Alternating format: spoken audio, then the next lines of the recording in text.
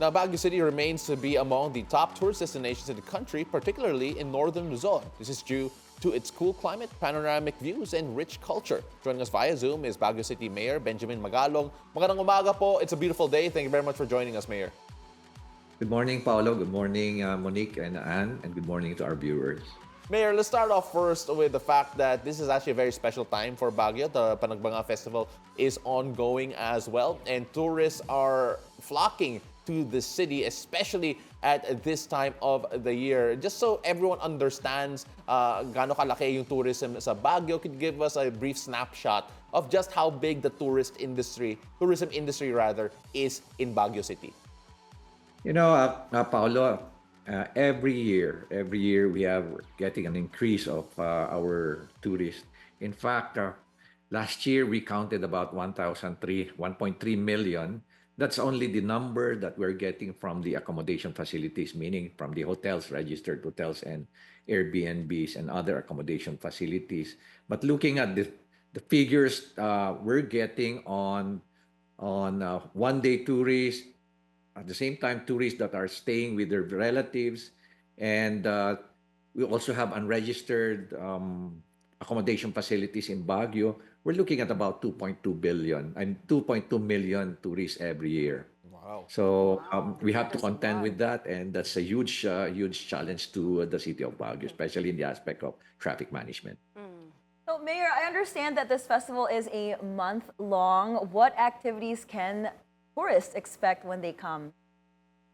Well, this month is the Panagbanga month. So we started it last first week of February. Meron kami yung street parade, and this coming weekend we'll be having the big grand parades. That's the street parade on Saturday and the float parade, which is probably the most exciting event during the Panagbanga 1-month festival.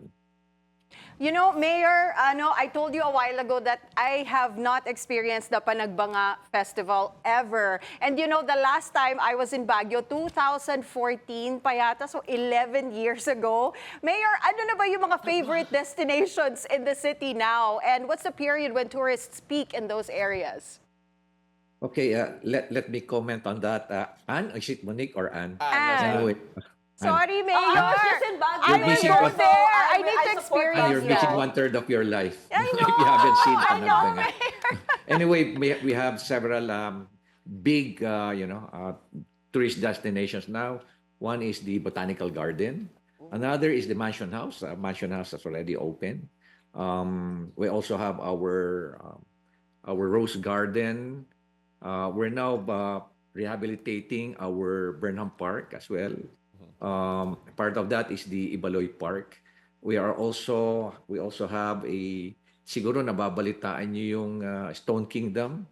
And then we have another tourist spot now that's a bit controversial because of the traffic that it's creating, but it's probably that would be one of the another favorite destination. Ito yung kung nakita niyo yung ano ba tong tawag nito? Game of Thrones, parang ganun yung setting dun sa yung lugar na yun. I forgot the name of the site, but it's getting popular nowadays. Well, Mayor, I just want to throw it out there. Noong 2014, when Anne was last there, college pa ako noon. But then, Me too. Mayor, when we take a look at the challenges na mention nyo po, that traffic congestion is one of the bigger issues. It has been something that has gone viral from time to time. Every time there is a bit of a peak season over in Baguio. You talk about yung challenges of managing tourism. How has the Baguio LGU tried to address that? Also with the potential risks there are from an environmental standpoint. Okay, there are two challenges that we're facing every time we have this influx of tourists. One is waste management. Garbage. And that's the reason why we're now into circular economy.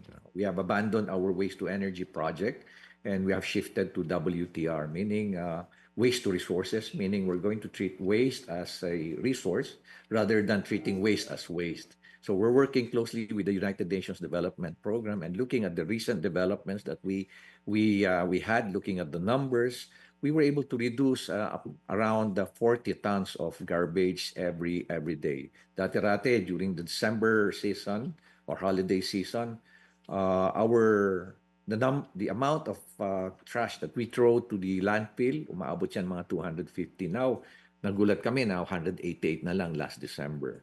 Another issue that we're facing now is the traffic, and that's the reason why niluwagan namin yung aming mga kalsada. We have modified the geometric designs of our island. We're creating a Baguio that is pedestrianized and at the same time creating more sidewalks to make it walkable.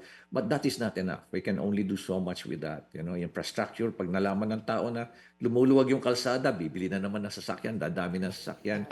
And approximately, we're expecting about 1,800 cars every year. Yan ang dagdag sa aming mga registered vehicles.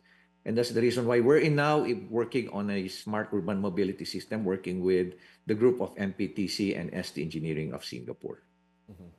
Well, sir, you mentioned a while ago that all of these challenges are there. First of all, congratulations on waste management and the fact that it is getting less and less year on year. You take a look at how much further you can improve yung waste management po ninyo. They're very good returns, early returns at least compared to the year on year. But how much better, how much more efficient can that system be moving forward considering na medyo bago lang to sa inyo? Well, circular economy is the most sustainable type of system now that's being applied by other countries. Kasama na rito yung 10 Rs. If you are familiar with the 10 Rs of circular economy, yung reuse, recycle, remanufacture, repair, bali 10 Rs lahat yan eh. Refurbish, mga ganun yan. So this is something that we are now getting into, and series of workshops are being done with the local communities. We're also getting in our young people involved in this. Basically, all the sectors are getting involved. And the good news is, sabi ko nga, we are getting positive results with this. Meron din kami mga programs to be able to manage our food waste, part of our circular economy. And we have our Black Soldier Fly facility. We're also using microorganisms, and at the same time, yung trench composting. It's a combination of all these composting systems para lalong naming ma-address itong problema namin sa food waste. Kasi pag nahalo mo yung food waste sa mga recyclables or sa residuals, ayaw mo nang hawakan eh.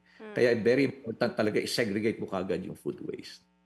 Mayor, now that you mentioned sustainability, how do you engage stakeholders to ensure sustainable tourism there in Baguio?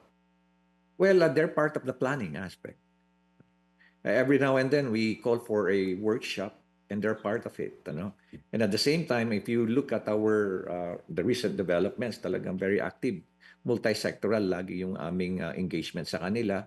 And almost every 2 weeks, nagkakaroon kami rito ngayon ng workshop or engagement, public consultations with regards to our circular economy, and at the same time, with regards to our itong smart urban mobility system.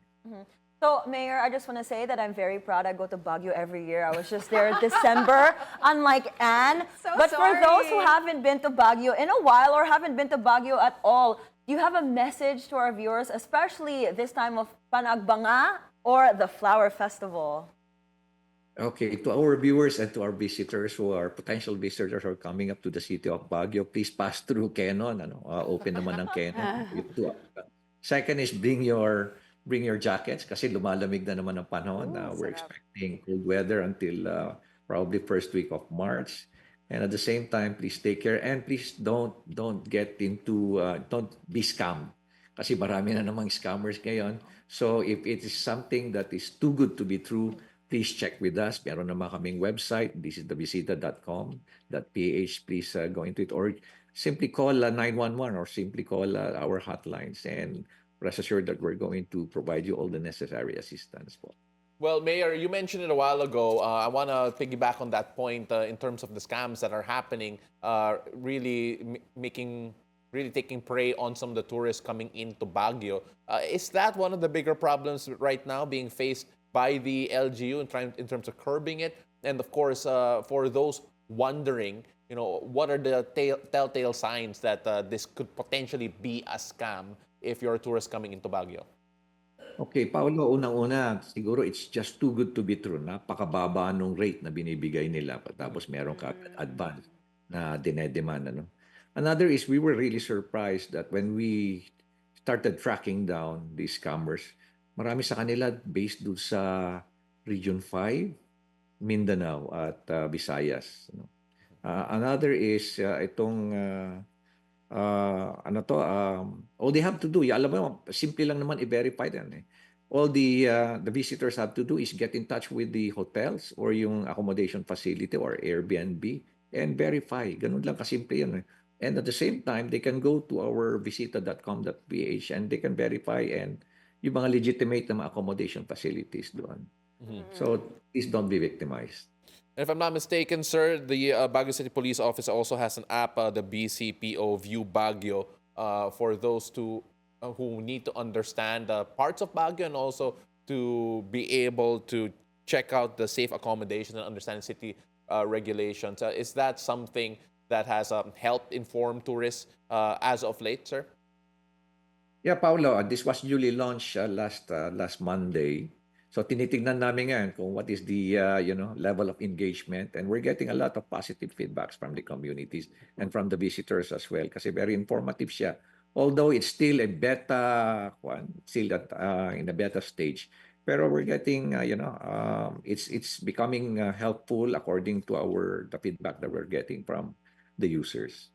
It's been 11 years since Anne has been to Baguio, but after this conversation, Mayor, I have I'll a be feeling there. Anne I will will be go there, Mayor. going Pupuntahan there kita, soon. Mayor. Sabi ni Mayor, wag na. Puntahan kita, Punta kayo Mayor. rito. Habang, Yes. habang malamig pa, habang may pine trees pa, akit mahay rito sa Baguio. Maraming salamat. That's Baguio City Mayor Benjamin Magalong. Thank you so much for joining us this morning.